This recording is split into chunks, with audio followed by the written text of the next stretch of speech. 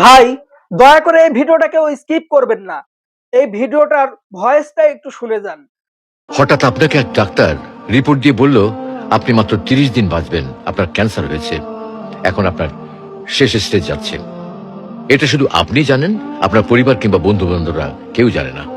এখন এই রিপোর্ট পাওয়ার পরে আপনি বাসায় গেলেন, প্রতিদিনের মতো আজকেও আপনার বাবা আপনাকে বকাঝকা শুরু করলো, তোকে দিয়ে কিচ্ছু হবে না, সারাদিন কোথায় থাকিস তুই, অকাজের ছেলে, ইত্যাদি ইত্যাদি। এই মধ্যবিত্তের বাবার যেমন হয় আর কি।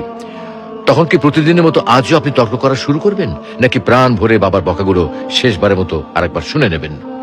হঠাৎ আপনার মা এসে আপনাকে বলল, নে বাবা ভাতটা খেয়ে নে।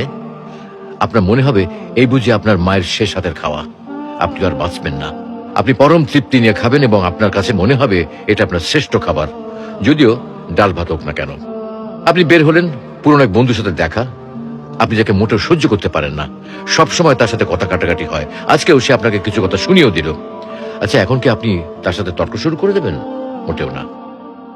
আপনি হয়তো তাকে জড়িয়ে ধরবেন এবং বলবেন, দোস্ত ভালো থাকিস। আচ্ছা জানেন, আমরা এখন মৃত্যুর কথা ভাবতেই চাই না, এ থেকে আমরা পালিয়ে বেড়াতে চাই।